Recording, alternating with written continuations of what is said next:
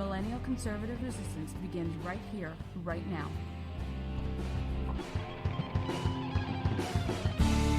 Oh, yes indeed, ladies and gentlemen, boys, girls, children of all ages, the new millennial conservative resistance does indeed begin right here, right now, with you, and you are listening to, and damn, I hope you're watching the HoloNet on the mighty, the powerful Mojo 50 Radio. Yes indeed, folks, reports of my demise, my untimely death, have been greatly exaggerated. I have been, however, sick as a mother dog. I mean, I have been just getting wrecked by whatever this cold is going around is. They've been talking a lot on the news about people being straight up hospitalized for this so-called super cold. It's not Rona. It's not a cold. It's a super cold. And, you know, I suppose the prevailing logic is that our immune systems have been so thoroughly trashed by, you know, locking up, quarantine, oh, lonesome quarantine, that we're not able to fight off just a simple cold or flu bug now that's been flying around. Probably doesn't help that, you know, nobody died of the flu in 2020. So, I don't know. Probably going to get thrown off of Facebook and YouTube for that one. So if I have some awkward pauses, that's because I got a cough. I'm going to go ahead and try to mute myself as best as possible to avoid that. And since I still look a little peaked, I'm not exactly my best. Boom, you got the HoloNet avatar up on your screen today. So we're going to go, as Miss Sarah calls it, iconic audio only today. Big day at the Mojo 50 Radio, and I want to give a huge shout out and welcome. I'm not going to get everybody right on here, but let me see if I can find El Jefe Ron's email. We have some new shows that are popping off here on Mojo 50 that we're very, very proud of. First and foremost, I want to thank and welcome Damn It. What is it? Damn It Beaver? Come on. You people are supposed to do this kind of homework for me. I'm not supposed to actually have to do anything. I'm just supposed to sit in front of the mic and look cool. No, yeah, Damn It Beaver has come to Mojo 50. Congratulations to Damn It Beaver. And also, our very good friend of the program, Kinsey, bringing you Tin Can Radio on Mojo 50 Radio. Tin Can Radio on Mojo 50 Radio. So that is beautiful. And I congratulate them thoroughly and welcome them to the Mojo 50 family. In earnest, not Ernst. Here's the deal, kids. Been writing my absolute arse off, trying to keep up while being sick, so my productivity's been down. It sucks, but, you know, you got to do what you got to do. A lot of great work out there. If you haven't subscribed yet, please do go to Subscribestar or to Patreon. Become a HoloNet operative. It's $10 a month. You spend more than that on beer, especially now, thanks, Joe, for the inflation. You can do that easily, and that gives you access to the HoloNet Premium Digest. That is a service through Authory that will go ahead and send you out the HoloNet Premium Digest every day, straight to your inbox. All the stories that I wrote the day prior, you'll be able to get those immediately to you, so you don't have to chase them down, whether they're on Right Wing News Hour, or Whiskey and Babes, or Deep State Rabbit, or GOP Times, GOP Newsfeed, Patriot United News. You don't have to go to 6-7 different websites to get my written work. You can get it all in one place, and that's only by becoming a HoloNet operative and getting the HoloNet Premium Digest daily in your inbox. So check that out if you haven't. That's a great way to support the show. Also, some sweet new HoloNet swag is going to be coming out. You can go to the HoloNet store, holonet.com, click on store, and we're going to go now to our official sponsors. We have preparewithmojo50.com, preparewithmojo50.com. It is about preparedness, not panic. And let's face it, kiddies, as Kenosha winds to a close, it's getting real. It's going to get real. Chicago is calling in every police officer. There's no such thing as a day off for Chicago cops now. Not that there was much of one anyway to begin with. And the National Guard has been deployed to Kenosha, Wisconsin to establish a 500-man perimeter around the city because they're going to lose their minds, evidently. Now you also have in New York, unrelated as it may seem, the new mayor of New York City, recently elected former police officer, mayor of New York City. Oh, I got to get his name. Did a story about him, for God's sake.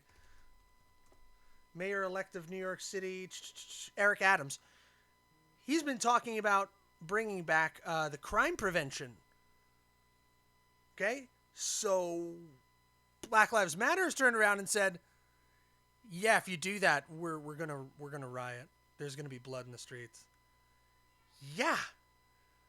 Not good. Not good at all. He's still a Democrat, but, at least he's a pro-police Democrat. He's a former cop. I can respect that. But, man.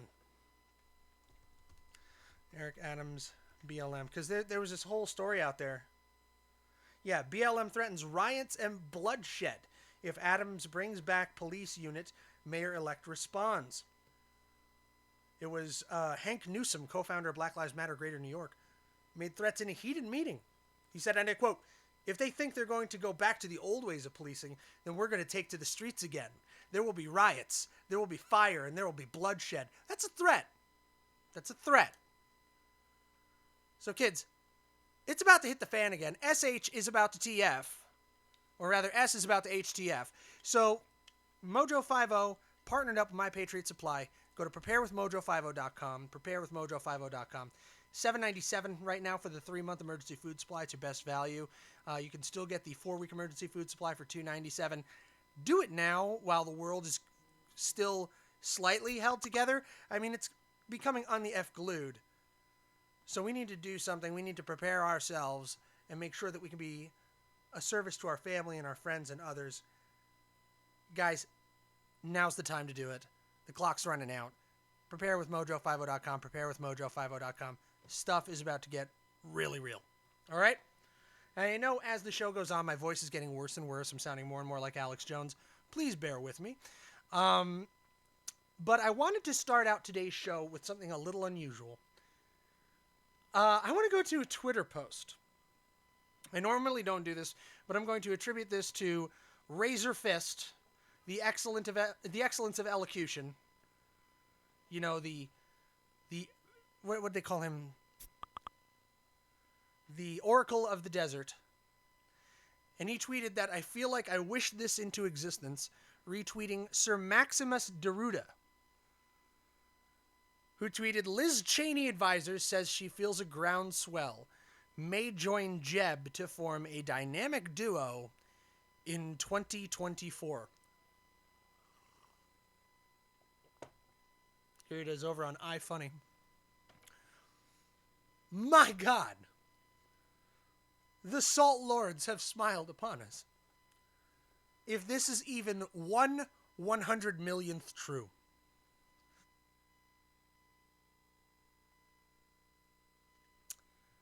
If this is even possible, then we are in for a beautiful time. Just for the memes. The spicy Jeb Bush memes are coming back. It's going to be amazing. How in the world could this be described as anything other than the last gasp of the neocon movement if we were to see Bush Cheney 2024? Liz Cheney, disgraced former head of the House Conference, who has become basically the anti-Trumper #1 of the House. Hell, she's even edging out Mitt Romney as being the anti-Trumper #1. And Jeb Bush, emerging from the shadows, bearing an unbelievable stench of the corporatist, huge government, globalist Republican Party. How insane would that be? It would be worth everything to see it.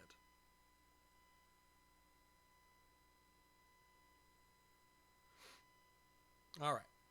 So, moving right along. We have a couple of stories that we need to get to.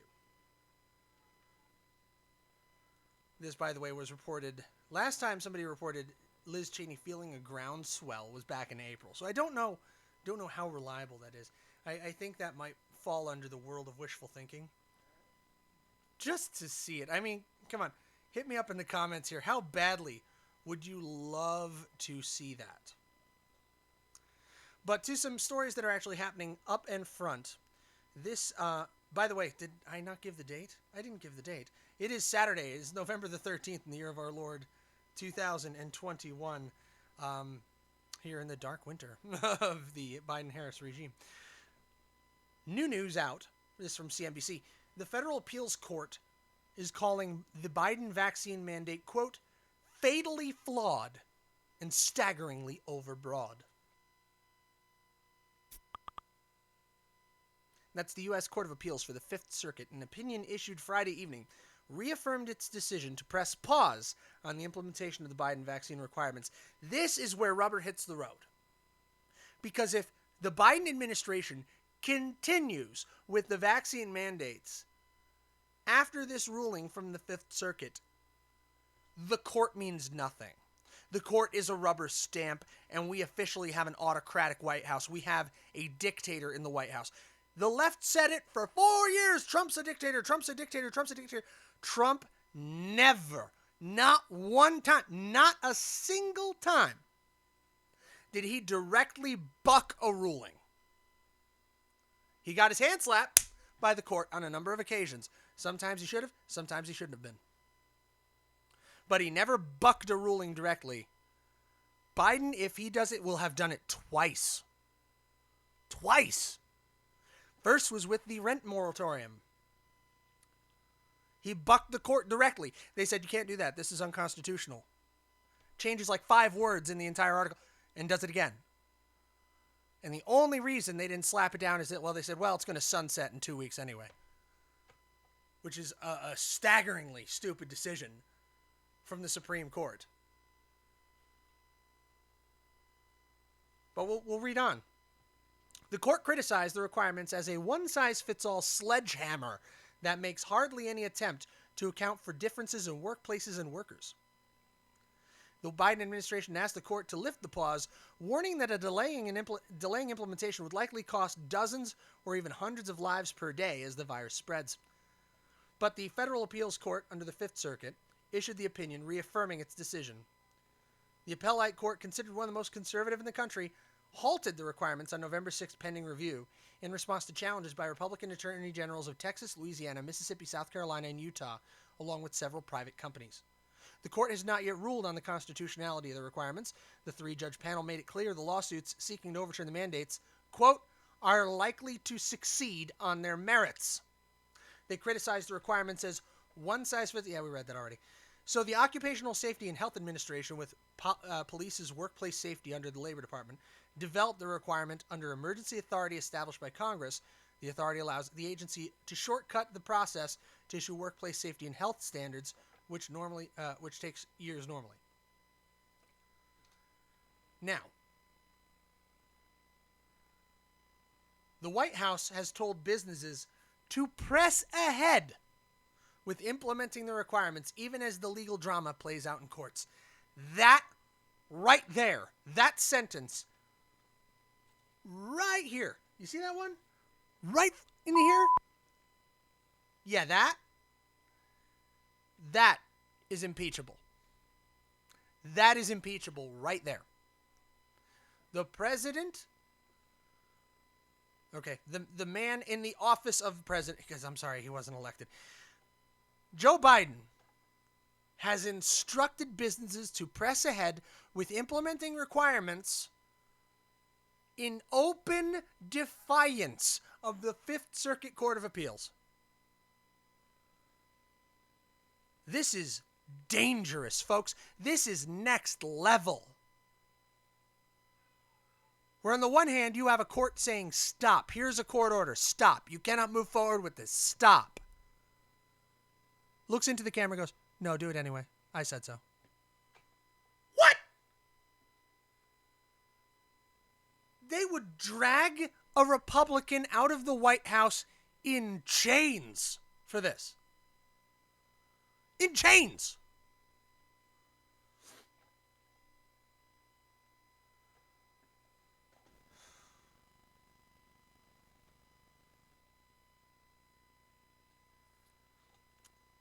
According to CNBC, David Vladeck, a professor of law at Georgetown University, told CNBC there's a high probability the case will ultimately end up in the Supreme Court, where there's a conservative majority. There are justices in the court that want to rein in the administrative state, and this is a case in which those concerns are likely to come to the fore, Vladeck told CNBC Monday. I've been listening to a lot of people on this. I've been reading a lot on this, and I think that there's kind of two prevailing views here. One prevailing view is that the Biden-Harris regime just does not give a single solitary and they're just pushing ahead. Damn the torpedoes. We're going to be vindicated by history. They don't care. The other is that they know they're going to get slapped down, but they know that workplaces are already putting these rules in place in absentia of the actual rule. Because Biden talked about this mandate like a month ago in a press conference, did not implement it yet, and businesses already started.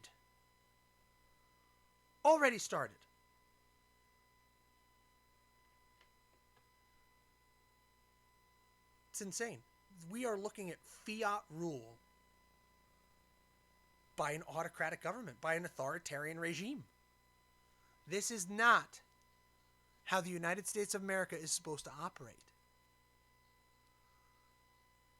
This isn't a republic. This isn't constitutionalism.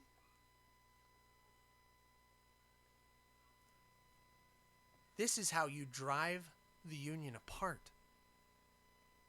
When states use the correct tools that they have at their disposal in order to seek remedy from the federal government running roughshod over them, they do everything right. They get the rulings. And those rulings are just ignored. This is horrifying stuff, kids. Historically, horrifying stuff. This goes back to one of the darkest things that one of our best presidents ever did.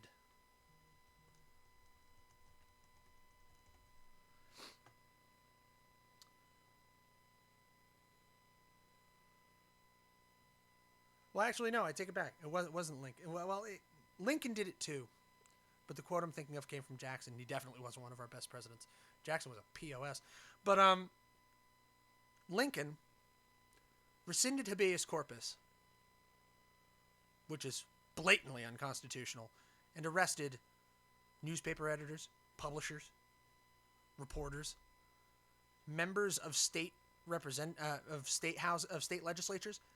Arrested them, held them without charge to prevent the state of Maryland from seceding from the Union.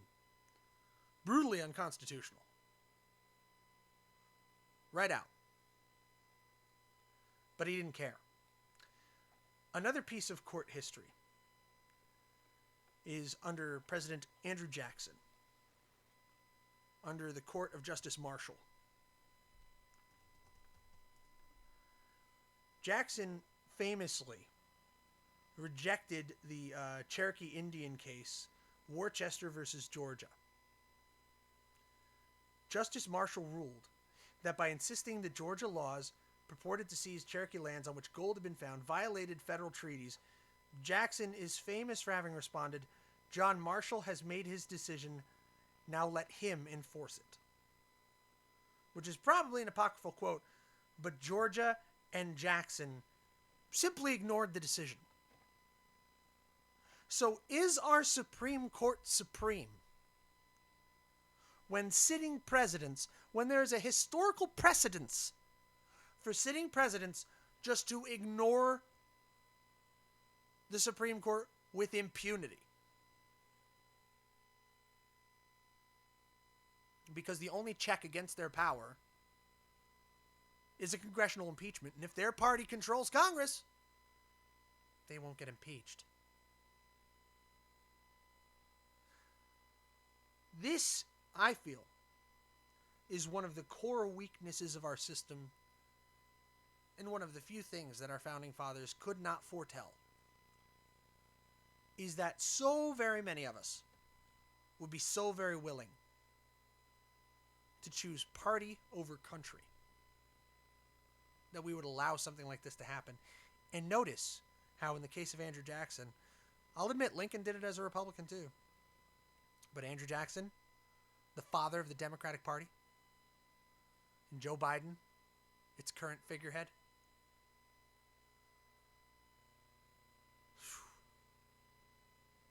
He may say,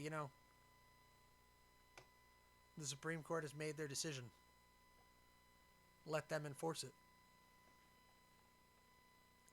In which case, retaking the Congress in 2022, it's existential. If the Republican Party fails, the United States of America simply does not survive. Because if even a Supreme Court ruling can't stop this government, what can? All right. Before we go on our break, I've been a titch neglectful of some of our advertising partners. I know my last show, at the entire second half, I didn't even do an ad. So I want to make sure that I'm making up for it today.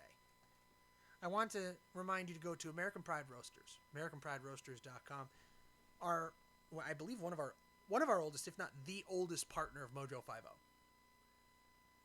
We love DM at DM. They've been very good to us. Right now they're featuring On the Roof, $20, same as Downtown, in honor of Doc Thompson. You've got my favorite, which is the Calvin Coolidge. That's the APR Gold Silent Cal's 3-pound box.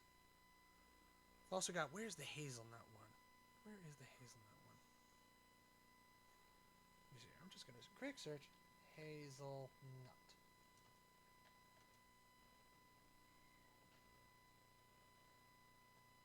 What the heck? Why can't I find it now? Can't tell me they took it off. Alright, anyway. I like the hazelnut coffee. I still want them to make Hollow Net Fuel. They still haven't made it yet. Still kind of tore up about it. Not quite happy. But it'll happen eventually, I'm sure. Go to AmericanPrideRoasters.com. Historically great coffee. AmericanPrideRoasters.com. You can get Izzo's Rage. You can get Doc Thompson's Bacon Blast. The Jefferson, the Washington, Ron's Sessual Chocolate. Heck, you can even go back in time here and get Doc Thompson's. Oh, wait, no. I already said that one. That was the Bacon Blast. That was crazy. And, Doc Thompson's Uranus Hurts. And, the coffee drops are back. Coffee drops are back. I want to get the coffee drops. So, prepare with, I'm sorry, AmericanPrideRoasters.com. AmericanPrideRoasters.com. The official coffee of Mojo 50 Radio. The official coffee of Mojo 50. Check them out. Get your coffee there. Don't go to the company that, abandons conservatives as soon as the flat gets heavy. As soon as it gets a little hot, they run for the hills. No. Go for American Pride Roasters. Historically great coffee. And when we come back from the break, we're going to go to a piece that I wrote this past week.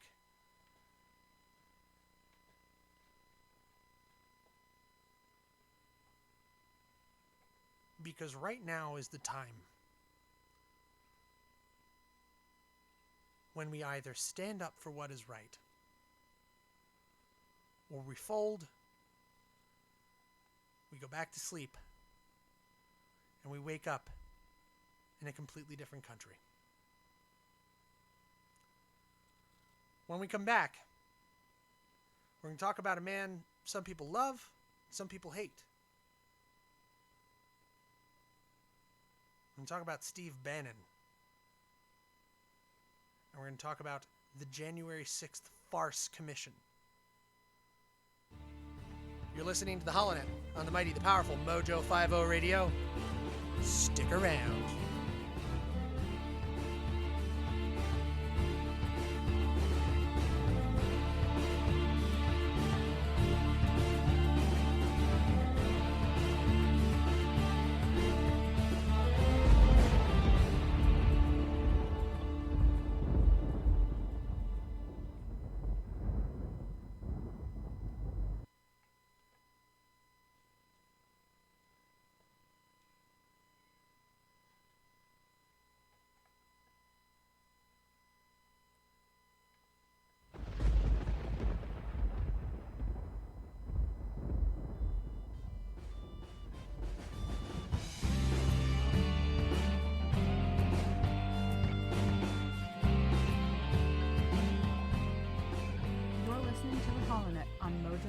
Radio.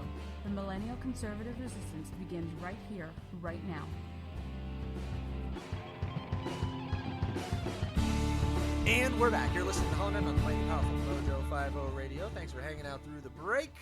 And here we are, kids. It's a story on the Right Wing News Hour. Make sure you check that out. Link will be in the description. Breaking: former Trump advisor indicted. I don't know how you missed this story if you did, but it's been everywhere.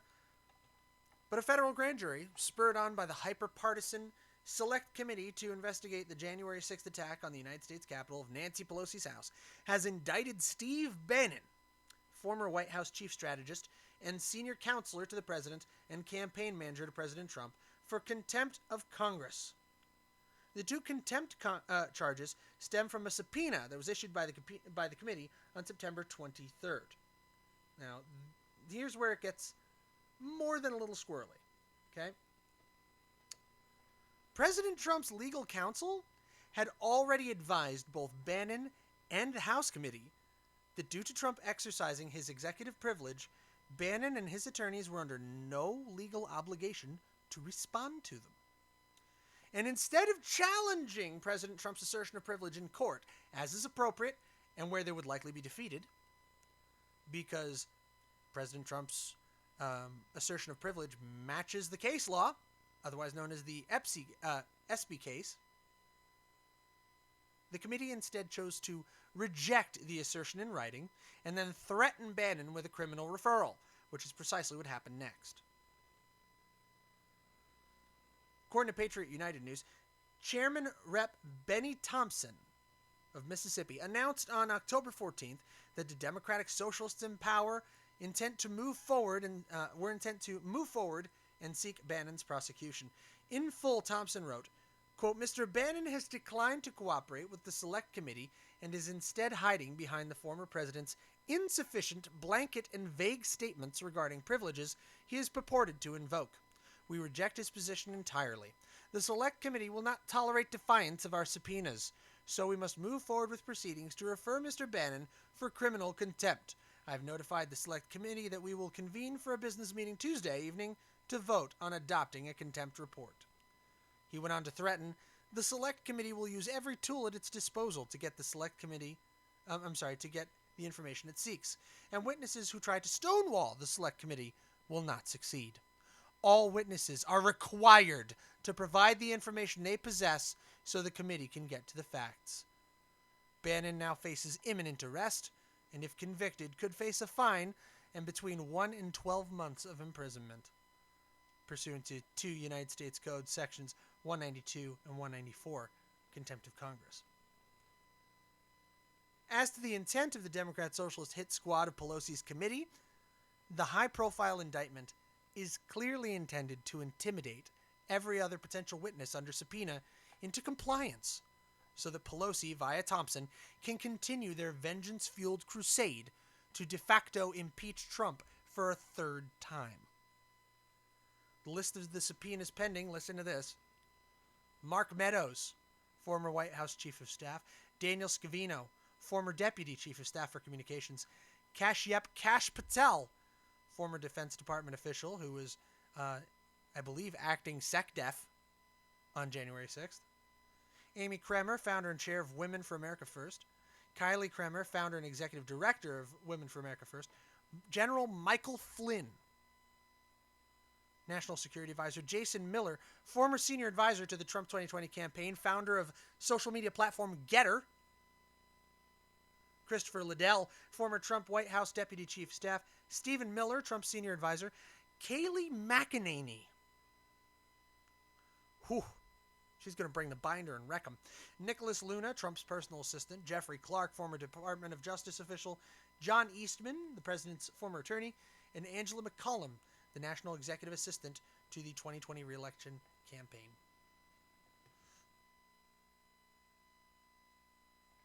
Jack Posobiec, noted independent reporter and human events editor, concluded, it's a Soviet justice system. The next few days will show who among the subpoenaed have the steel in their spines necessary to follow Bannon's example of noncompliance with this unlawful witch hunt, Posobiec wrote, 1.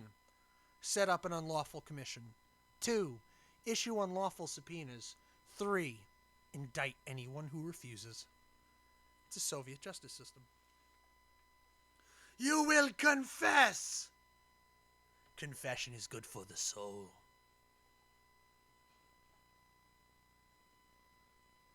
Make no mistake, they're playing for keeps. Over the week, Project Veritas. Project Veritas. Whew. James O'Keefe, founder, journalist, editor, all that, CEO of Project Veritas, had his house raided. He stood there in his underwear in his hallway in handcuffs, while federal agents with a battering ram beat down his door, scouring his house for his cell phones, laptops, tablets, PCs, other devices, all in the hunt for Ashley Biden's diary, which was panned by so many on the left as being fake. If it was so fake, why are they so afraid of it? Why are they using it as a cudgel to go after O'Keefe and Project Veritas? Again, it's intimidation. Go to Patriot United News. Something smells fishy here. Based on O'Keefe's statement, given at great and personal and professional risk in defiance of a gag request from the DOJ, we can confidently say that the Department of Justice has been weaponized by the administration to serve as Joe Biden's personal enforcers. The implications of the early morning raid on Project Veritas journalists are horrifying. And it all started with Ashley Biden's supposed diary.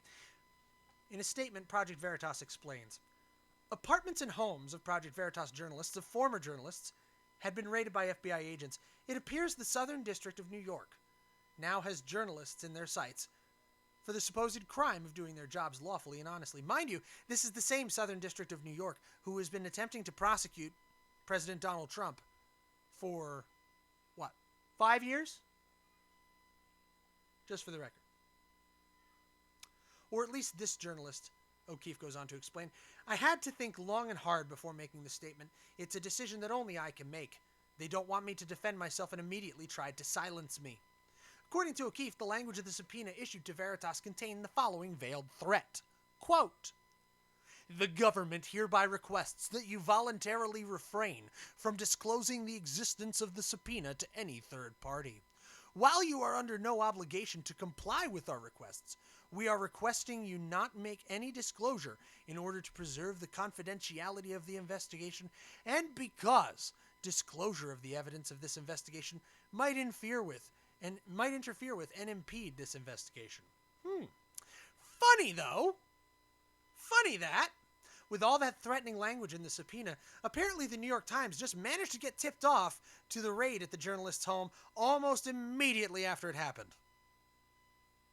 O'Keefe wrote, quote, within an hour of one of our reporters' homes being secretly raided by the FBI, the New York Times, who we are currently suing for defamation, and by the way, they're losing, not Veritas, the New York Times is losing, but I go on. They contacted the Project Veritas reporter for comment.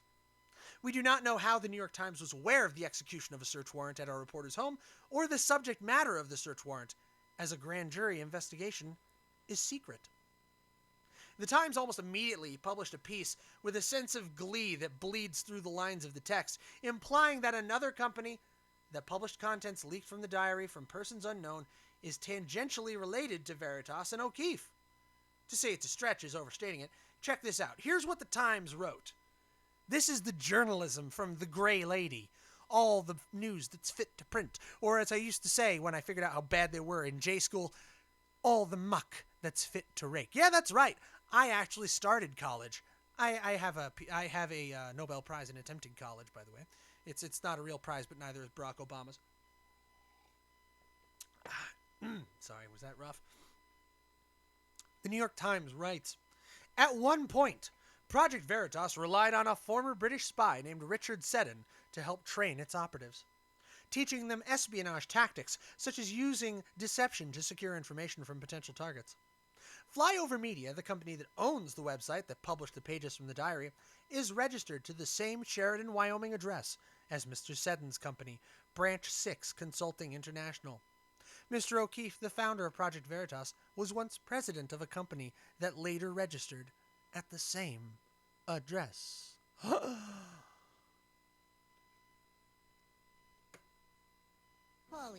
dude.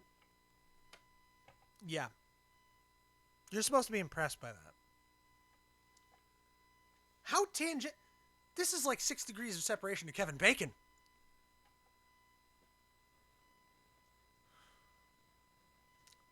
So we go on. The New York Times, they're currently having the ever-loving metaphorical pants suit off them for libel by Veritas. A libel suit that made global headlines when the New York Times moved for dismissal and was curtly denied by the judge. But no, they're definitely being objective when they write a story about Project Veritas. So a link will be in the description. You can get the whole twisted tale about Ashley Biden's diary leading to the FBI raid. It's insane. And there's actually a great video from Project Veritas here, and from James O'Keefe. He explains it. But I'll leave this story with this, and we'll move on to the next thing because we're rapidly running out of show here. In the video report of the FBI's exceedingly shady raid, O'Keefe said the FBI took materials of current and former Veritas journalists despite the fact that her legal team previously contacted the Department of Justice and voluntarily conveyed unassailable facts that demonstrate Project Veritas' lack of involvement in criminal activity and or criminal intent. This has every hallmark of a politically driven witch hunt, and at the very least, a devoted effort to intimidate the Project Veritas team and O'Keefe. But as they say, if you're catching flack, you're probably over the target. Either that, or you're the next target of an FBI raid. So, we need to examine some things very closely. And there's a reason that I picked these two stories, because they kind of dovetail together, don't they? You have Steve Bannon, who has been, among many people, leading the charge headlong into auditing the results of the 2020 presidential election. Now with the likes of Kayleigh McEnany and Michael and Stephen Miller and all of them, he's already been indicted. They're going to be indicted next, unless they show their faces at Congress. What we're going to see in the coming weeks, in the coming months, between here and the ignominious end of the Biden-Harris regime, no matter what form that takes, whether it involves Biden stepping down and Kamala stepping up, or whether it involves 2022 being a massive red wave and rendering them into a lame duck presidency, which is then voted out in 2024, or even impeachment. Between now and that day, it is going to become increasingly more difficult to speak truth, to stand up for your beliefs. They are going to make it harder and harder. They're going to make it harder than a little blue pill. They're going to make it harder and harder for us to simply live at our level. You, me, the normal people. But for the more prominent voices, like Bannon, like McEnany, like Miller, like O'Keefe, they will destroy them publicly. They will seek to use every lever of power, every form of manipulation and leverage, everything they have to make an example of them so that you will stay in line. Because as time goes on, they're becoming more desperate. They got a small win. Their $1.7 trillion budget-busting, quote-unquote, bipartisan, quote-unquote, infrastructure, which is neither bipartisan nor does it have a single thing to do with infrastructure, which the ass Mitch McConnell actually let them get the W on, which defies all explanation. By the way, President Trump had a great comment on that. He called him the old crow who convinced many Republican senators to vote for the bill, greatly jeopardizing their chance of winning re-election. Yeah. That he's refusing to go to the signing, even though he's one of the architects.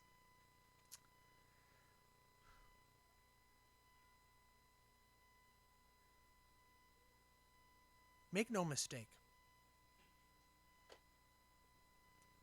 They want to destroy you. They want to destroy me. They want to take out every voice that has the temerity to speak up. And if you dare talk back to your Board of Education, then they've already unleashed the FBI upon you. They're going to investigate you as a terrorist.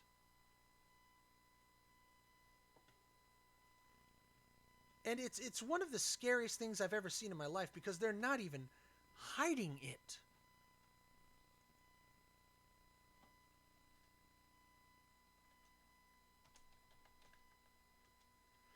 The Department of Homeland Security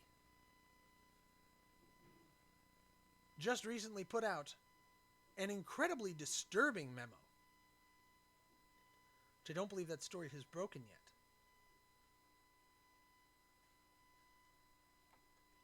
Describing these domestic violent extremists, or DVEs. And you know, when they talk about a DVE, they mean you. You are, in their mind, a domestic violent extremist. If that doesn't put a chill in your bones, I don't know what's going to at this point. You are the target. We are the target. Their big concern is that people who are expressing anger at government overreach are going to be the most dangerous.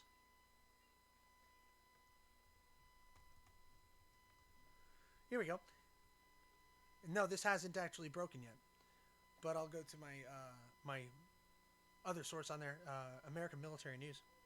The Department of Homeland Security issued a new national terrorism advisory ahead of the holidays for potential targets of acts of violence. Listen to this. The bulletin says these individuals are using online forums to influence and spread violent extremist narratives and promote violent activity.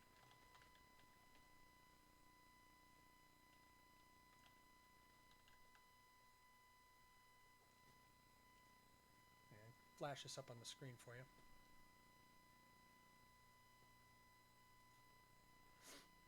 Sorry, it just takes me a second. Here we go.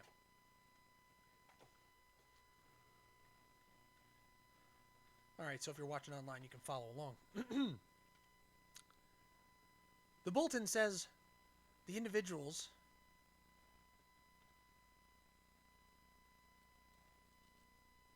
here we go. Specifies threats from individuals and small groups engaged in violence, including domestic violent extremists and those inspired and motivated by foreign terrorists and other malign foreign influences. The bulletin says they're using online forums to influence and spread violent extremist narratives to promote violent activity, which is worsened by, quote, perceived government overreach in implementation of public health safety measures. So if you object to the vaccine mandate, this is what they're laying the groundwork for. If you object to the vaccine mandate, if you're posting online about how the vaccine mandate is absolute bull, and if you are saying that you are not going to comply, you are the person they're after. They also added that they expect racial or ethnically motivated violent extremists and anti-government, anti-authority violent extremists to continue posing a threat in the U.S. into 2022. Oh, but here's the kicker. Here's what they're doing. They're providing guidance and intelligence assessments to state and local partners, and they are engaging industry partners to help them identify and respond to the spread of disinformation, conspiracy theories, and false narratives on social media and other online platforms. Yup, read between the lines. In plain friggin' English, they are working with Facebook, YouTube, Google, Twitter, and other mainstream media outlets and mainstream big tech social media to identify who you are. They are then giving that information to their state and local partners, police, state police, sheriffs, local police, so that they can watch you.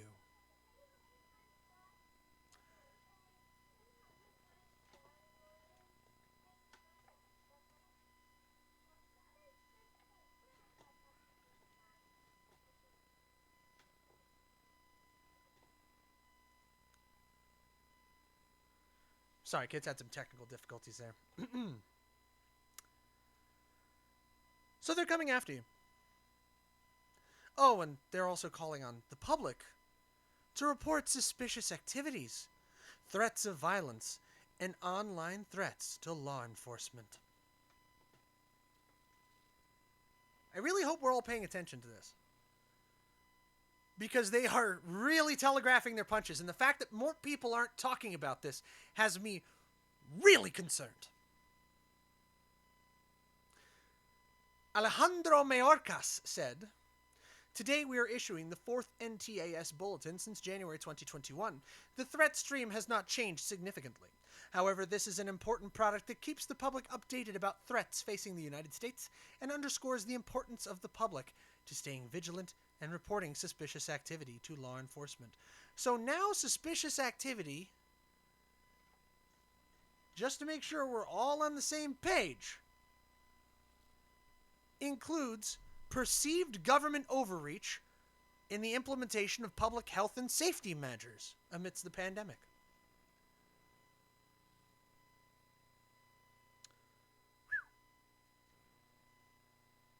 In June, the White House announced Joe Biden's national strategy for countering domestic terrorism, the first of its kind, 4-pillared approach to improving how domestic terrorism is defined, identified, and combated. Because you have to change the definition. Because under the previous definition, Antifa and Black Lives Matter, definitely terrorist organizations, that did just that. So now, the strategy's main aim is to target those with racist or anti-government ideology, which the administration says is espoused by domestic terrorists. So,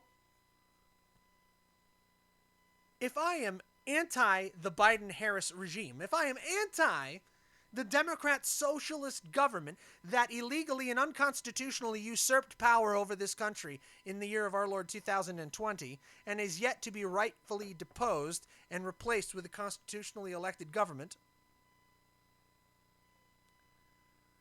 in that sentence I just got on their list. That one sentence. That's all it took. It doesn't matter if you're... I'm not racially or ethnically motivated. I don't purport that there's a superiority of any race.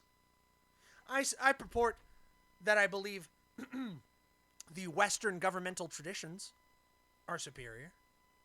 I believe the Constitution of the United States and the teachings of the Founding Fathers are eminently superior to any other form of government on this earth. And I will say that again and again. I believe that the Judeo-Christian belief system is superior to all others, because that's my belief system. So, the strategy says, racially or ethnically motivated violent extremists, principally those who promote the superiority of the white race, and militia violent extremists are assessed as presenting the most persistent and lethal threats. They just basically came right out and said that white people are the threat.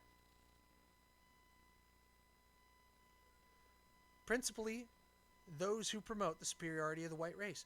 So, if you're a black supremacist like the Black Panthers, you're not a threat, evidently.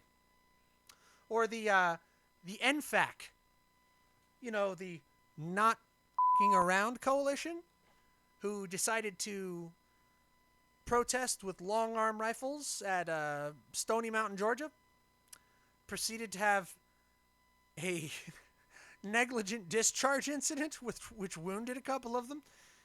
Those guys who have claimed that Texas should be ceded to them as a new black nationalist state? Nah, they're not dangerous. Nope.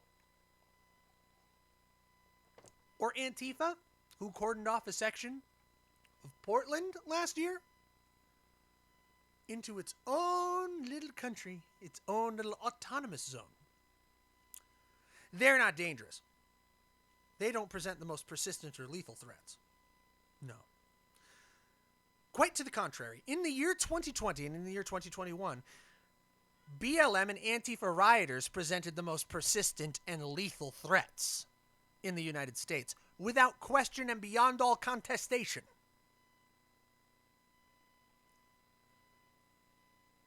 But saying that makes me a threat to these people. And you hearing it and understanding it makes you a threat to them.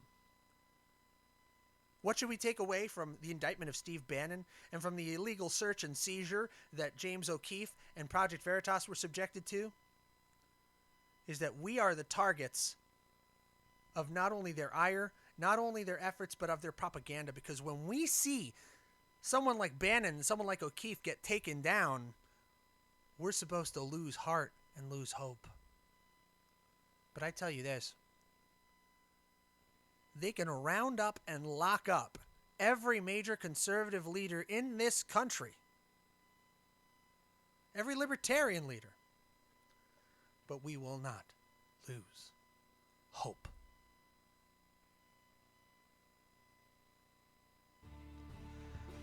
All right, kids. That music means it's time to go. My voice is rough. I am not going to be talking much after this.